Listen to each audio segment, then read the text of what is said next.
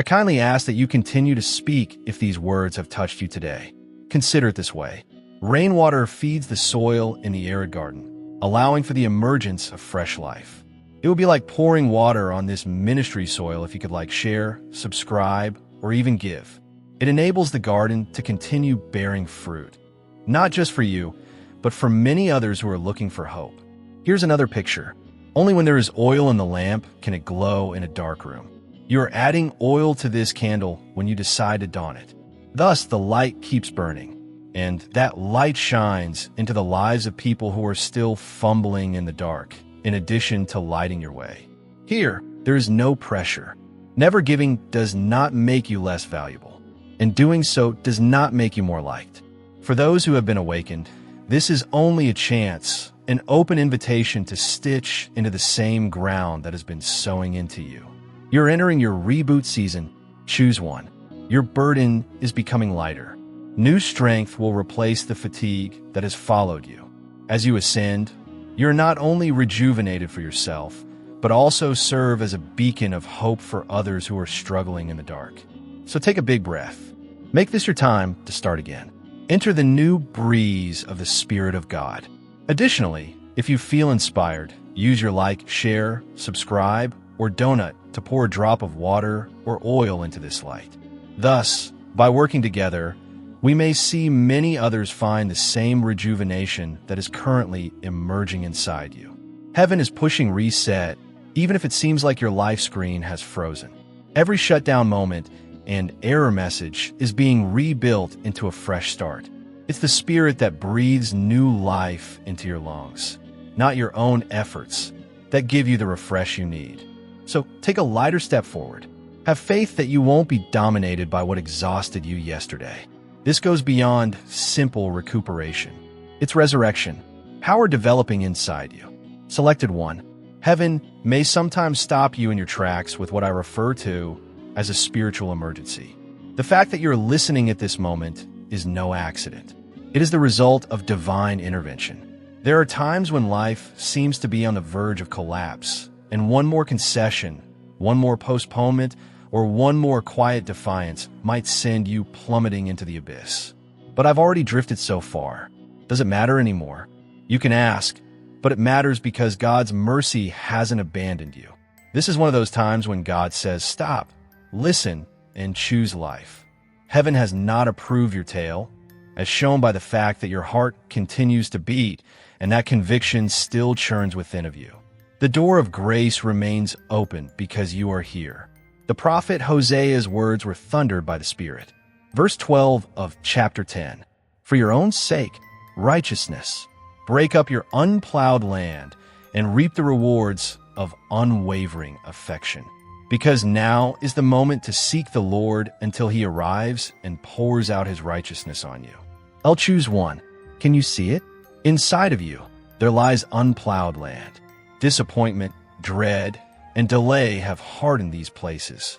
But before it's too late, God is urging you to open it. This isn't a kind of discipline. Love, this is urgent. Although the plow damages the soil, it gets it ready for rain and seeds. Conviction may also pierce your heart, but is laying the groundwork for a harvest of love and rejuvenation. Let me share a tale with you. Leora was one of the young ladies. Although she was raised in a religious household, the clamor of the world eventually overtook the whisper of heaven. She allowed little concessions to grow gradually. She didn't pray first. She then left the neighborhood. She eventually found herself living in shadows she never imagined entering. Don't do it. This is not coincidence. This is divine intervention. M saw a note on her phone one night after scrolling through it constantly. She was wounded by those words. God was calling her back, and she knew it. That was her emergency moment, and she cried as she pleaded, Lord, we still hear you. The night before she totally slipped, she turned around. She is a live example of healing today. Selected one. It's your time to be Leora. Don't suppress your current convictions. Don't provide an explanation. Heaven is stepping in here, saying that no matter the cost, don't do it. Don't give up your crown for short-term ease. Don't be blinded by revolt. Additionally, picture a lighthouse atop a raging ocean. A ship floats perilously near unseen rocks as the sky becomes darker and the waves howl. The skipper is warned only in time to alter direction as the light abruptly flashes over the ocean. This word is that bright. Your storm is being flashed by God's kindness. Here's what you need to know, however. If mercy is consistently disregarded, it will eventually fade. At some point, the light becomes dull when you become blinded by rebellion. That's why this is such a crucial time. You're not being intimidated into complying. They're loving you back into it. I'm asking you to have trust at this point. Openly, not simply in silence. Declare it in the comments now. Enter 444.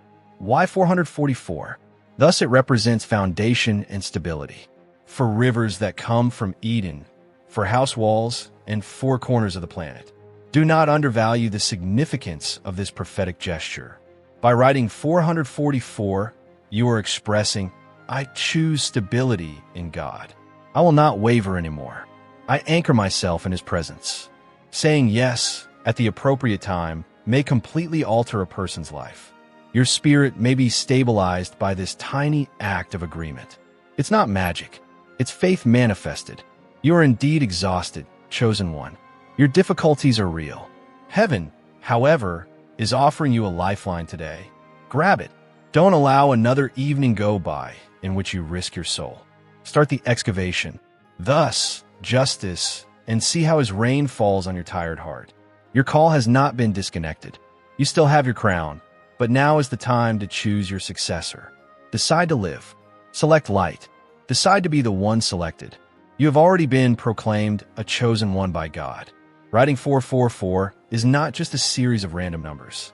Saying, Lord, I want my life to be steady-rooted and unshaken because the number of corners is the sign of completeness and foundation. You are building an altar in cyberspace. Imagine God placing sturdy beams underneath your spirit as you write this. Your home won't fall apart. You won't lose your way. You'll stand, selected one. You have seen how fatigue drags you down and how God's grace breaks through at crucial times. You have to know the truth now, however. In this battle, you're not left helpless. Heaven has given you weapons to help you overcome fatigue and stay upright even when your heart, mind, and body want to give out. Imagine a soldier on the front lines. No matter how exhausted he becomes, his ability to survive relies on both his weaponry and his endurance. Without them, exhaustion rapidly gives way to failure. Beside them, a weary fighter may yet stand and fight back. Your action says, I am aligned with heaven. This relocation includes me. I am sowing into breakthrough. Do not underestimate the ripple your obedience creates. A lamp lit here can shine across oceans. A seed sown here can produce fruit in someone else's wilderness. Your hand today can be the reason another life finds hope tomorrow. And remember, this is not a transaction. It is transformation. What you give, God multiplies. What you release, He returns pressed down, shaken together, and running over. Cycles are not only breaking around you. They're breaking because of you. So lift your eyes. The season of delay is ending. The prophecy is moving. The river is breaking through. And your part in this story, whether through words, prayers, or generosity, is proof that you're not just receiving the prophecy, you're carrying it forward for others. There are moments in your journey when the heavens seem to align in ways that cannot be explained by chance. You notice patterns. Numbers appear repeatedly on clocks, in conversations, in quiet whispers of the Spirit. These are not coincidences. They are markers, divine signposts meant to remind you that your life is woven into a greater prophecy. Numbers have always carried weight in Scripture. 7 marked completion. 12 carried government and order. 40 was the number of testing and transformation. When God repeats a number in your life, He is not playing games. He is reminding you of His rhythm, His timing, His fingerprint on your journey. Perhaps you have seen the number 9. 9 is the number of birthing, the moment when hidden things come forth, when what has been forming in silence suddenly breathes into the open. To see 9 is to be reminded that the labor is not in vain. just as a mother carries life unseen for months before the moment of delivery. So have you carried prophecy unseen until now? It is recorded in the book of James 1 verse 12. Blessed is the one who perseveres under trial, because having stood the test, that person will receive the crown of life that the Lord has promised to those who love him. This is the promise that anchors you. The waiting, the stretching, the nights that felt unbearable. They were contractions of the Spirit. They were not punishments. They were proof that something living was about to be revealed. You were not empty. You were pregnant with prophecy. Let me tell you a story. There was once a man who endured years of delay in his calling. He knew God had spoken to him, but every door seemed locked. He wandered between jobs, misunderstood by his peers, overlooked by leaders. Many thought he was wasting his life, but he continued to pray, to wait, to write down the visions that came in the night. And then suddenly, at the appointed time, one opportunity opened. And it was not just for him. His obedience carried breakthrough for hundreds of others. Looking back, he realized the years of obscurity were not wasted at all. They were the gestation period for a destiny larger than himself, chosen one. What you are carrying is not just for you. It is for those connected to you, for generations yet to come. That is why the waiting has been so heavy. Prophecies of this weight cannot be rushed. Think of a diamond. It does not form in an instant. It is created under crushing pressure and deep heat, buried where no eye can see. But when the moment comes and it is brought to light, its beauty cannot be denied. You are that diamond. Your hidden years were the pressure. Your tears were the heat, but your unveiling will sparkle with glory. Numbers are the fingerprints of God, gentle reminders that He is still writing your story. When you see them, do not dismiss them. Pay attention. They are whispers of alignment. They tell you, heaven is on schedule. And now I invite you to respond with a simple prophetic act. Write this number in the comments. 999. This is not superstition. It is alignment. 9 is the number of birthing, and 999 is the amplification of that promise. By writing it, you declare, I am in the season of birthing. What I have kept hidden will come to light. I shall reveal the prophecy that has been buried inside me. I'm not interested in it. This is your time to firmly establish in your own heart that this is your emergence. Don't undervalue the impact of this statement. You're doing more than just agreeing with words when you write it. You are moving into harmony with the schedule of heaven. Every contraction of your trip has been significant, and you are expressing, I will not despise the labor pains. I will endure them because they announce the joy about to come. All of the delays have been preparatory, and right now, the heavens are obviously telling you that it's time to have a baby. So have bravery. Life's crown awaits you. Prophecy is in motion. Furthermore, the number that keeps coming up in your spirit is not arbitrary. It serves as a reminder from God that your breakthrough is not yet here, but already inside you, just waiting to be seen. And let this to further inspire you. The time of transition coincides with the childbirth moment. It might be excruciating or even debilitating. However, that discomfort does not indicate failure. It is proof that life is surviving. Your work is evidence that light is on the horizon, just as morning often seems the darkest before the sun rises. The time of the prophesy is not far off. It is poised on the brink, ready to materialize. The opposition has battled you so hard for a purpose. His tactics weren't haphazard attacks. They were intentional efforts to put out the light that you carry from your early years. You may remember times when it seemed like there was darkness following you, when dread attempted to take hold, or when rejection pierced your heart more deeply than you could describe. These weren't random occurrences. They were conflicts with your inner being. Empty containers are not a waste of the enemy's energy. He goes for those who have riches, are prophesied, or are destined to foil his plans. Your light was always brighter than you thought, which is why your trip seemed more difficult than others. Long before you saw it, darkness did. Here's the reality, however. The enemy's plans have all failed. You remain here. You are standing in spite of the doubtful nights, the burden of sadness, and the efforts to keep your voice quiet. That is proof enough that his weaponry failed. They could have caused scarring. Now, however, those scars speak louder than any injury. The book of Nahum serves as a reminder. Verse 7 of chapter 1. The Lord is kind and a haven when things become tough. Those that trust him are important to him. Well, the weight of your evidence is in those words. You weren't left behind when trouble arose. You weren't eaten, but our text increased. Even when you couldn't see it, God's care was your shield. Imagine fireflies that shine in the dark. They seem brighter as the night becomes darker. Your light has operated in our planet in that manner. Every effort to bury you simply served to highlight your radiance. The adversary was unable to understand that his attempt to suppress you had instead strengthened the prophecy that had been written over your life. A young lady was once made fun of for her religious beliefs. Her prayers were ridiculed by her peers. Her vision was rejected by her community. When no one else believed, she maintained a silent faith and clung to God's promises. She started spearheading a campaign that changed her city years later.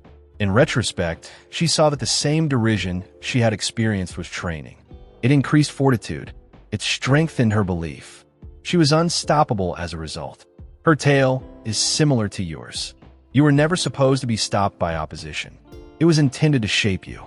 Now, every adversary tactic that has failed serves as proof of your dominance. You have experienced fire.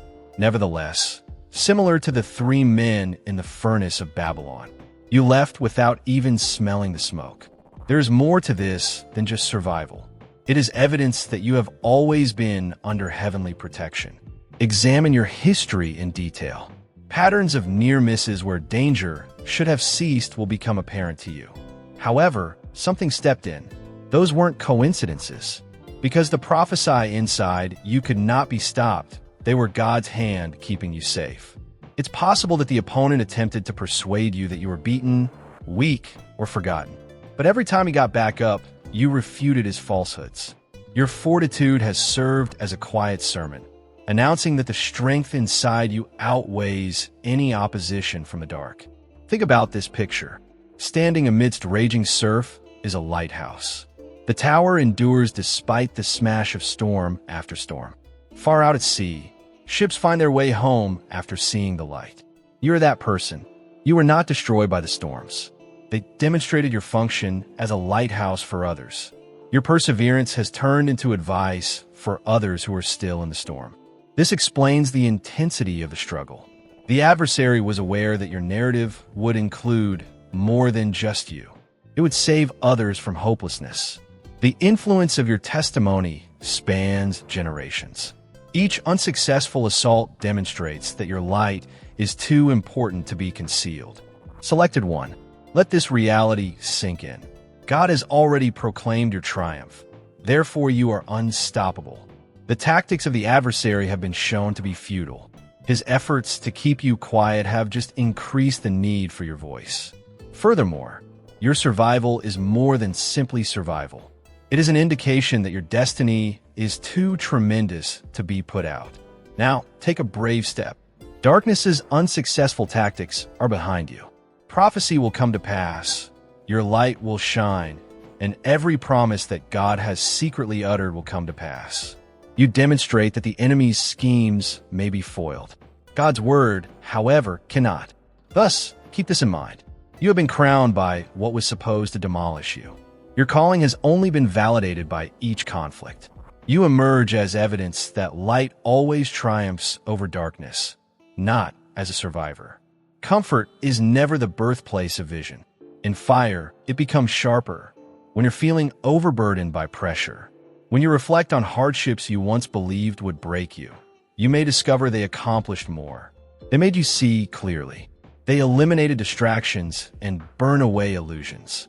It made it clear to you what really important. Only suffering can educate a certain sort of sight. Hearing about God's faithfulness is one thing. It's quite another to go through it at midnight when nobody else is around. Saying that he provides is one thing.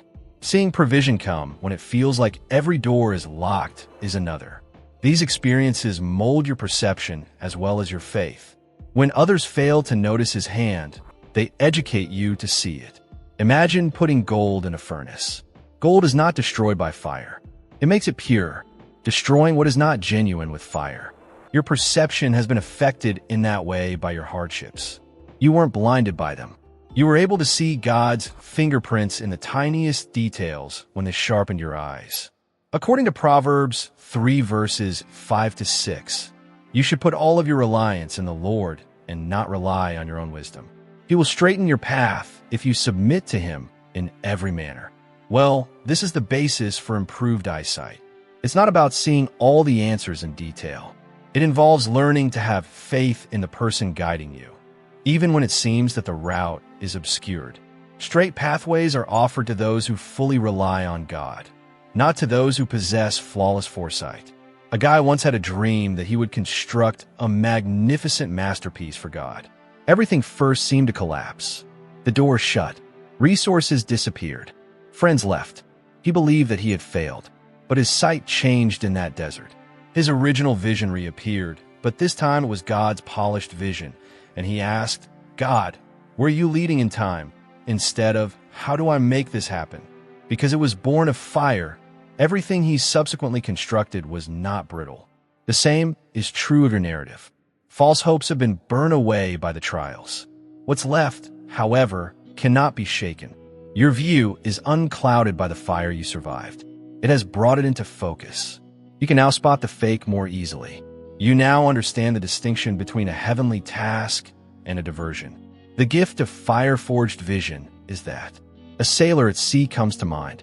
It seems to be easy to navigate throughout the day. However, stars serve as guides on the darkest nights. The sailor could never learn to read the stars without the night sky. Similarly, you have learned to interpret the signals of heaven and to follow God's guidance when all else seems unclear because of your darkest nights. You have a weapon in your clarity. Confusion gives the opponent an advantage. However, his authority disintegrates when you see things clearly. For this reason, the fire was there to make sure you would walk precisely and not trip. You will now know which doors to enter when they open. You will be able to tell which voices are telling the truth when they talk. Fire has honed this sight. Hannah also suffered years of being a barren. She was ridiculed by others. She held on to prayer, nevertheless. She was able to see through her tears. She saw God's desire for a prophet in addition to her own longing for a child. Samuel, who would anoint kings, emerged from her suffering. Her fire honed her senses, transforming her own desires into foretelling fate. This is God's blueprint. He transforms the ashes of our tears into spectacles that let us better understand His intentions. The fire that sharpened your eyes was really what you formerly believed to be only sorrow.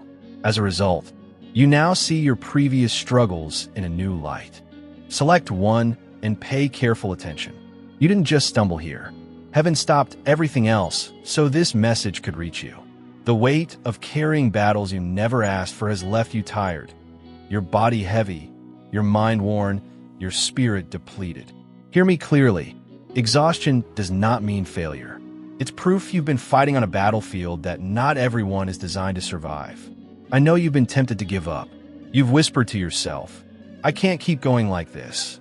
Maybe I should just disappear for a while. Yet there's still a glimmer of light inside you that won't go out. You're not the only one who's flickered. God's Spirit is telling you, your story isn't finished. Imagine a runner on the last lap of a marathon. Legs trembling, vision blurring. Musk lets out a cry. The crowd underestimates how close the finish line really is. That's you right now. You're nearer to your breakthrough than you realize. Your weariness isn't weakness. It's the sign that the race and the crown are real. Through the prophet Jeremiah 31:25, the Spirit said, I will refresh the weary and satisfy the faint. That isn't just a far-off promise. It's a present word for you now. Elon Musk's story mirrors this. Long years of rejection, fatigue, and doubt before Tesla, SpaceX, and Starlink burst into the light. He knows what it's like to run with blurry vision toward an unseen finish line. And so do you. Heaven has marked you. This is your confirmation. The exhaustion is a signal, not an ending. You're closer to crossing the line than you think, and your crown is already prepared. His hand is prepared to lift you when your strength fails. It was never intended for you to travel this route by yourself. God doesn't become frustrated when you show vulnerability. He reacts with reviving grace after seeing it with compassion. Take a moment. Give these words time to sink in. Being exhausted does not make you ineligible. It prepares you for heavenly rejuvenation.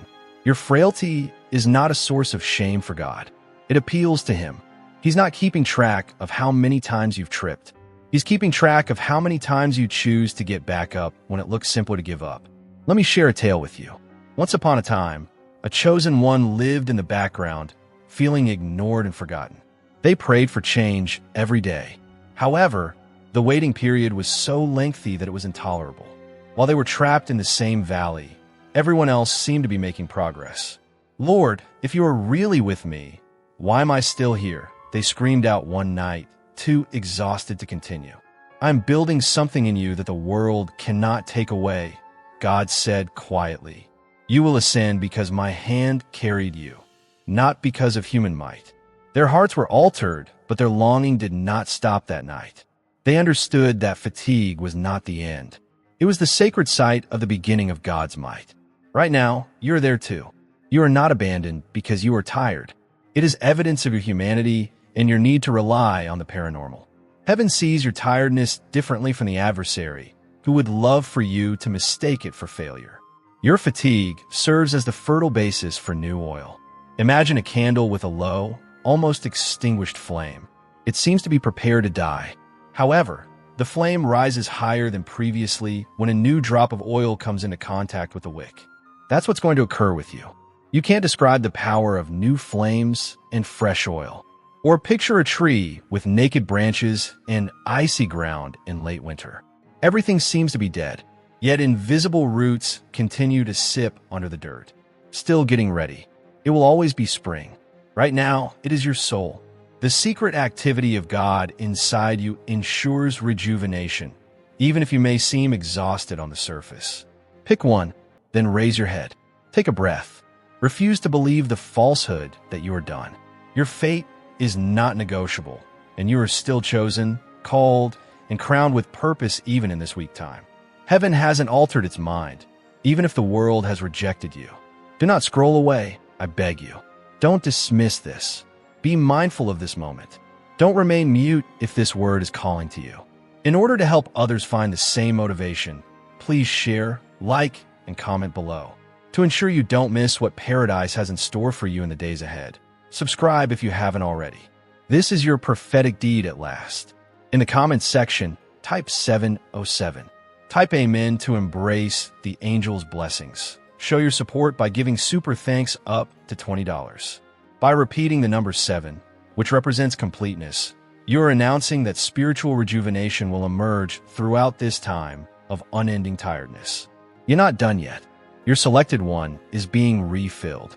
You must keep in mind where your journey started while you struggle with the weight of the present. It wasn't an accident that you were called. It wasn't by accident that you ended up here.